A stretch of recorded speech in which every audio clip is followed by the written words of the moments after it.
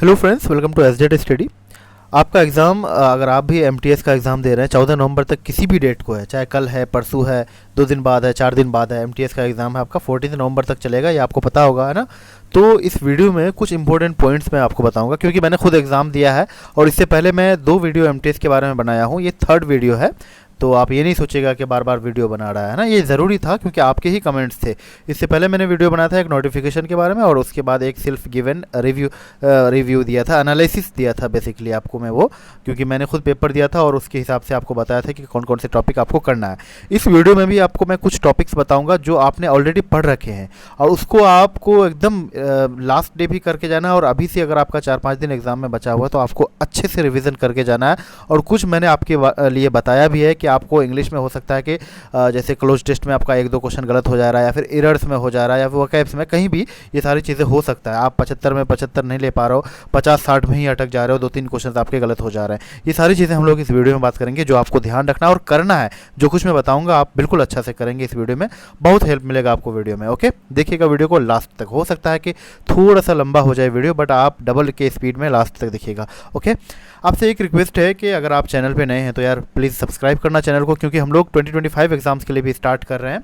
मतलब काफ़ी सारे वीडियोस मैंने बनाए हैं, और हम तैयारी करेंगे बिल्कुल जैसे जैसे मैं करते जाऊंगा। सारी चीज़ें, मोस्ट इंपॉर्टेंट वीडियोस आपको इस चैनल पे मिलते जाएगा। ओके, मैंने इस बार सीजीएल का एग्ज़ाम दिया हुआ है, वो मैंने काफ़ी सारे वीडियोस में आपको बता दिया हूँ, अभी नहीं बताऊँगा। ठीक है, अब मैं एमटीएस 2024 के बारे में आपको बता रहा हूँ।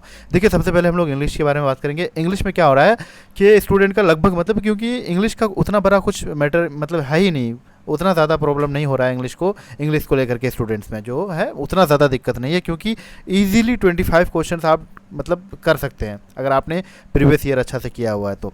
25 अटैम्प्ट ले सकते हो सकता है 1-2 में थोड़ा सा डाउट हो, बट 25 में 25 आप कर सकते हैं। ओके, बट क्या हो रहा है कि मॉक में स्टूडेंट दे रहे हैं तो उसमें से क्लोज टेस्ट में या कहीं 2-3 गलत हो जा रहा है, तो उस चीज़ को लेकर के घबराए हुए हैं स्टूडेंट, है ना, कि यार मेरा क्या होगा फाइनल में। तो इस चीज़ का मैं आपको बेस्ट सोल्यूशन बताऊंगा कि इस बात को लेकर के आपको क्या सोचना है, ये जो आपका सोच आ रहा है तो इसको लेकर क्या करना है। ठीक है, थोड़ा सा मैं आपको पेपर का ये दे रहा हूँ ओवरव्यू कि देखिए कैसे आ रहा है आपका पेपर।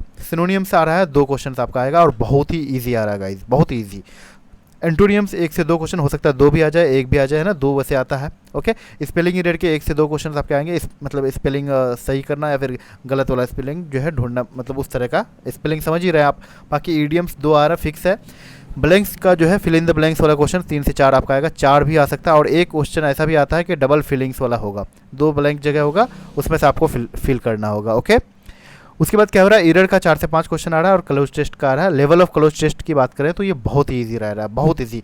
कुछ शिफ्ट को हम छोड़ दें तो कुछ शिफ्ट में क्या हो रहा है, थोड़ा सा टफ पूछा जा रहा है, मतलब मॉडरेट टू टफ जा रहा है। बाकी जनरली जो ज़्यादातर शिफ्ट हुए हैं सब में बहुत ईजी रहता है। और इसमें क्लोज टेस्ट में क्या हो रहा है कि वोकैब्स का और 1-2 एरर, तो मतलब 2 जो आंसर होगा आपका, एक प्रीपोजिशन से, एक वोकैब से बन जाएगा आपका।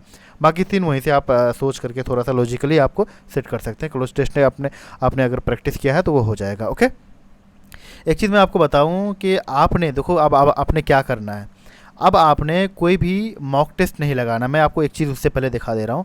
देखो, मैंने जो मॉक टेस्ट स्पेशली एमटीएस के लिए जो लगाया था, उसका कुछ पेजेस का फ़ोटो है जो मैंने अच्छा से पढ़ रखा था। हालांकि ये जो मैंने जितना लेवल का, ये टेस्ट का ही वो कैब से सारा के सारा, ये मैंने ऐसे इस तरह से नोट्स बना के रखा था। वो आपको मैं क्यों दिखा रहा हूँ मैं आपको बताऊँगा अभी, थोड़ा सा वेट कीजिए। कुछ पेजेस मैं आपको दिखा दे रहा हूँ इस तरह का।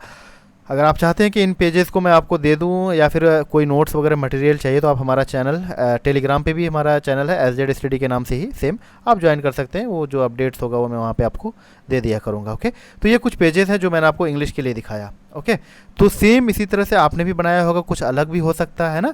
तो मेरा कहने का मतलब ये है कि अभी आपको कोई भी इंग्लिश का टेस्ट तो आप मॉक टेस्ट दे सकते हैं प्रीवियस ईयर वाला, लेकिन उसका डिटेल में एनालिसिस करने की ज़रूरत नहीं है। आपने जितना अब तक अगर एक भी नहीं किए तो फिर तो यार बहुत मुश्किल है। मैं उन स्टूडेंट्स की, मतलब मैं आपसे एक्सपेक्ट कर सकता हूँ, बिल्कुल कर सकता हूँ कि आपने अभी तक काफ़ी सारे मॉक टेस्ट दिया होगा, और उसको एनालिसिस करके उनका प्रॉपर नोट्स भी बनाया होगा, जैसे मैंने आपको अभी नोट्स दिखाया। ठीक है, आपने अगर बनाया है तो अभी आपको मॉक टेस्ट का और एनालिसिस नहीं करना है, क्योंकि उतना लेवल टफ नहीं आ रहा है इंग्लिश में। आपको उन्हीं नोट्स को मल्टीपल टाइम रिवीजन करना है, एकदम इतना रिवीजन करना है कि वहाँ से जो वकैब आए, कोई ईडीएम आए तो आपका गलती नहीं हो, कोई भी वकैब आए, सैनो एंटो कुछ भी आपका अगर कॉपी में से आए या फिर ईडीएम आए तो आपका गलती नहीं होना चाहिए। हालांकि ये 90% चांस है कि आपने जितना लेवल का कर रखा है ना उससे 50% भी मतलब ये नहीं आएगा, मतलब बहुत ही ईजी आ रहा है यार। मैं तो मतलब डर रहा था कि यार मैं इंग्लिश में 2023 का काफ़ी सारा टेस्ट दिया जिसमें मैं 50 तक भी नहीं पहुंच पा रहा था भाई। 55, 54, 53 है ना, ऐसे करके स्कोर हो रहे थे। 45 तक भी स्कोर हुआ मेरा, हालांकि 60 प्लस 70 प्लस भी स्कोर किए हैं, बट कुछ टेस्ट में ऐसा हो रहा है तो मैं सोच रहा यार ये तो बहुत टफ है भाई। सीजीएल से भी टफ है, सीजीएल में मेरा कभी ऐसा लायक नहीं करता था, हमेशा मतलब 1-2 क्वेश्चन ही गलत होते थे, बाकी एमटीएस में बहुत सारे क्वेश्चन गलत है ना, बहुत पीछे चले जाते थे रैंक में भी और मार्क्स में भी।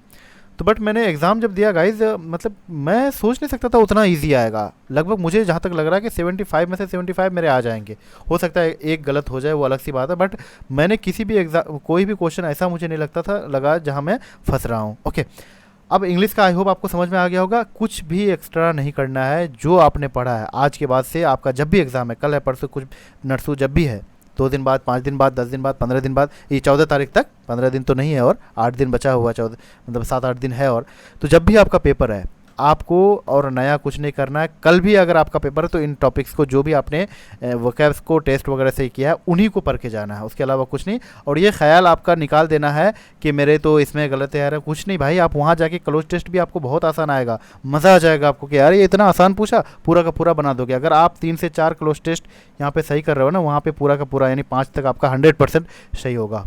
ओके, अब आप बात करते हैं जीएस का। मैंने आपको गाइस स्टार्टिंग में ही बोला था थोड़ा सा हो सकता है वीडियो थोड़ा सा लॉन्ग होगा, है ना। जीएस में देखो मैं आपको सभी सब्जेक्ट वाइज बताऊंगा और मोस्ट इंपॉर्टेंट टॉपिक्स कुछ ही बताऊंगा मैं आपको, जो आपको करके ही जाना है, ठीक है, करके ही जाना है हर हाल में। गवर्नर्स एंड चीफ मिनिस्टर्स, ये आपका करंट अफेयर्स में आएगा, एक क्वेश्चन डेफिनेटली आएगा गाइज, एक क्वेश्चन डेफिनेटली इससे आ रहा है। गवर्नर्स एंड चीफ मिनिस्टर्स ये आपका करके जाइएगा, करंट अफेयर्स का है।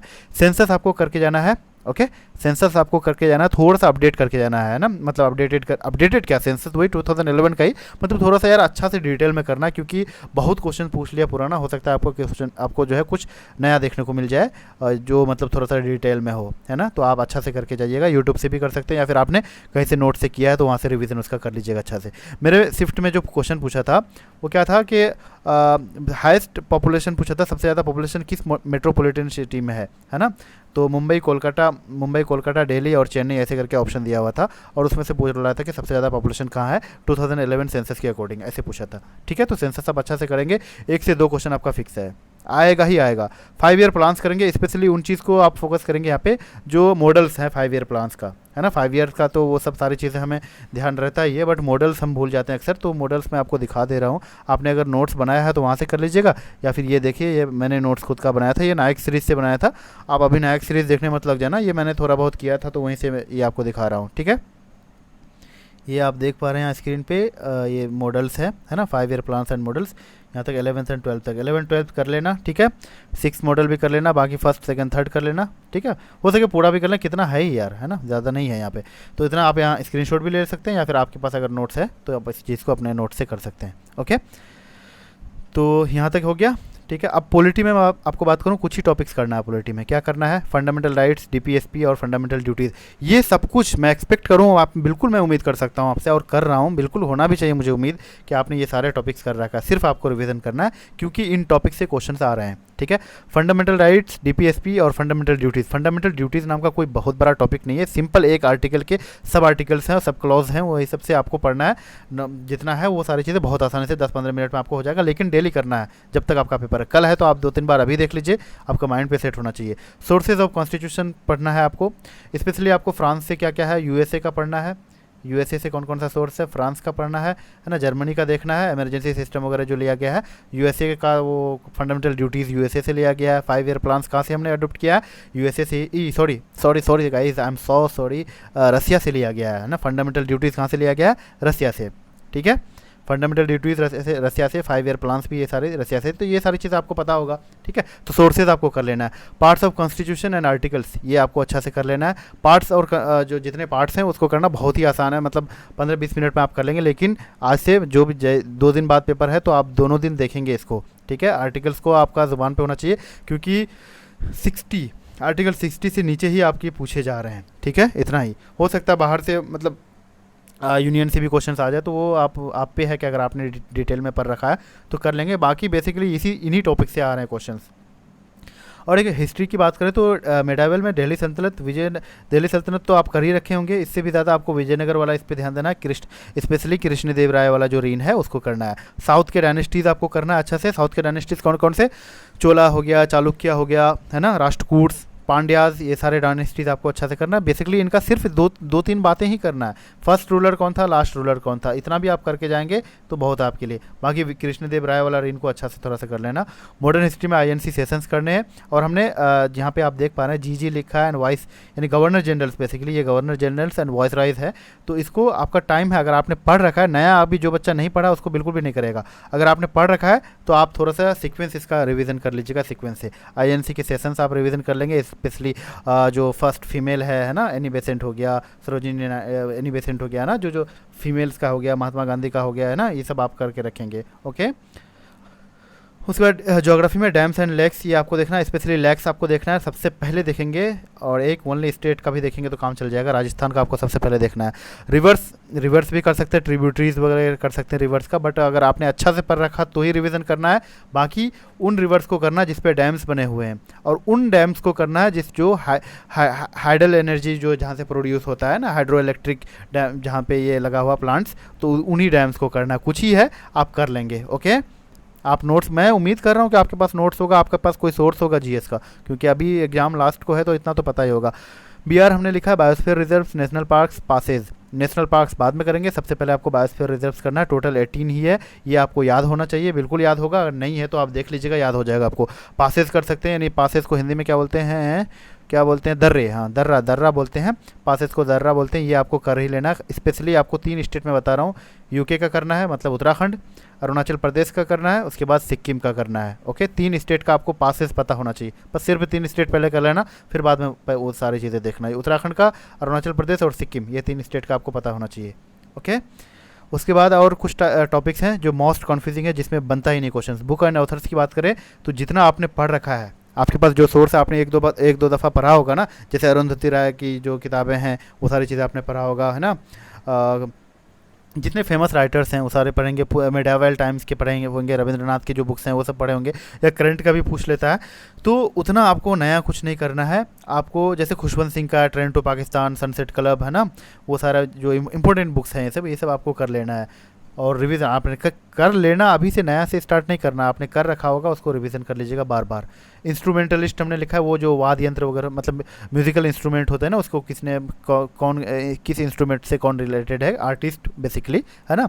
जैसे सरोद हो गया, सितार हो गया, है ना, ये सबसे कौन है, फ्लूट हो गया, यानी बांसुरी जो होता है, ये सारी चीज़ें आपको पता होना चाहिए, ओके।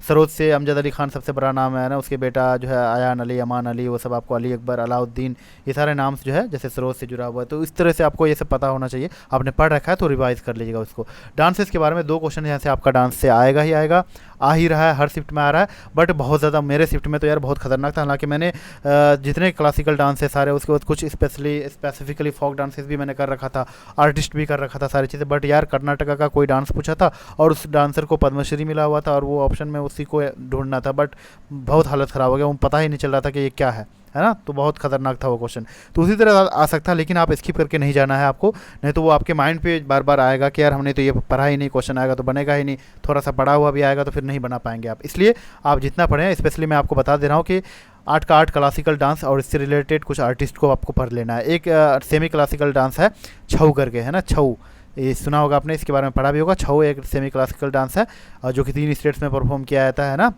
3 तरह का छऊ होता है, मयूरभंज, सरायकेला, ऐसे करके कुछ है ना, 3 छऊ होता है जो कि वेस्ट बंगाल, उड़ीसा और झारखंड में होता है ना। पुरुलिया छऊ, ऐसे 3 छऊ है। और उसके बाद छऊ को सेमी क्लासिकल डांस किसने बताया, और क्लासिकल डांस जैसे कल्चरल मिनिस्ट्री जो है उसको क्लासिकल डांस मानता है, 9 क्लासिकल डांस मानते हैं, और अकॉर्डिंग टू संगीत नाटक एकेडमी जो कि इसको छऊ को एक जो है सेमी क्लासिकल डांस मानता है। तो इस तरह की चीज़ें आपको पता होना चाहिए जो बेसिक है ना। जैसे संगीत नाटक एकेडमी का 1953 में एस्टेब्लिशमेंट हुआ, है ना, स्थापना बोले तो ये सारी चीज़ें आपको पता होना चाहिए डांस और आर्टिस्ट में। करंट अफेयर्स की बात करें तो कुछ नहीं पढ़ना करंट अफेयर्स में, अगर आपने कुछ बहुत अच्छा से अंडरलाइन करके 4-5 बार पढ़ रखा तो उसी को रिवाइज करना। कोई भी लिस्ट, कोई भी हंगर लिस्ट, कुछ भी पासपोर्ट लिस्ट, ये सारी चीज़ें नहीं पढ़ना है। और जो आपने पढ़ रखा है, अगर मान लीजिए लिस्ट वगैरह पढ़े हैं तो उसी को रिवाइज करना, आगे कुछ मत देखना। एक चीज़ सिर्फ आपको देखना है करंट अफेयर्स में, governors and state governors and chief ministers, ये आपको देख के ही जाना, क्योंकि इससे क्वेश्चन आएगा और बहुत आसानी से आप कर लोगे। अगर आ गया और आपके शिफ्ट में आ गया और नहीं कर पाए तो बहुत पछतावा होगा गाइज। तो इसलिए गवर्नर्स और चीफ मिनिस्टर्स आपको करके जाना है। स्पीडी अगर आपके पास बुक है या कोई भी सोर्स है उसमें हाईलाइट करके जो है रिसेंटली जो अब चेंज हुए हैं वो पूछा जाता है, क्योंकि मुझे मेरा शिफ्ट में छत्तीसगढ़ का पूछा गया था और ये रिसेंटली कुछ महीने पहले चेंज हुआ है। ओके, तो करंट अफेयर्स में बाकी कुछ नहीं, क्योंकि 2-3 साल का पूछ रहा है, कभी 22 का देखने को मिलता है, कभी 23 का। 23 का तो एक देखने को मिलेगा ही, वो स्टैटिक में आपका मैच कर जाएगा, है ना। स्टैटिक में हो सकता है कोई डांसर से पूछ दे। ओके गाइज, आई होप आपको सब कुछ यहाँ तक समझ में आ गया होगा। और कब है आपका एग्ज़ाम आप मुझे बताइएगा, हो सकता है मैं कमेंट में भी, क्योंकि सबका रिप्लाई करता हूँ मैं कमेंट पे, आप कमेंट करके ज़रूर पूछेगा। ये वीडियो कैसा लगा आपको बताना है, और कुछ टॉपिक्स या फिर आपको कोई सजेशन चाहिए, कुछ भी किसी भी टॉपिक पे वीडियो चाहिए तो आप मुझे ये भी कमेंट करके बता सकते हैं। और इस बार का आप कौन सा एग्ज़ाम दिए हैं, CGL, CHSL, SSC का कौन कौन सा एग्ज़ाम दिए हैं, आप वो भी बता सकते हैं मुझे, क्योंकि मैंने भी CGL दिया हुआ है। इससे पहले के वीडियोज़ में मैंने काफ़ी अच्छा से बता रखा, आप देख सकते हैं उन वीडियोज़ को। हमारे वीडियोज़ आपको कैसे लग रहे हैं ये बताइएगा गाइस, ताकि हमको मोटिवेशन मिले आगे वीडियोज़ बनाने के लिए। ओके, सब्सक्राइब ज़रूर कीजिएगा, अच्छा लगेगा तो बिल्कुल कीजिएगा सब्सक्राइब। और टेलीग्राम चैनल पे आप जुड़ सकते हैं, कोई ज़रूरी नहीं है बट आप जुड़ सकते हैं। कभी कभी हो सकता है मैं आपको मटेरियल सेंड करूं या आप कुछ बोले तो मैं आपको वो सारी चीज़ें वहाँ पे प्रोवाइड करूं। SZ स्टडी से ही टेलीग्राम चैनल है, सर्च कीजिएगा, सिंपली मिल जाएगा। ओके, हो सकता है मैं इस वीडियो का डिस्क्रिप्शन में भी लिंक दे दूँ। मिलते हैं अगले वीडियो में, थैंक्स फॉर वॉचिंग।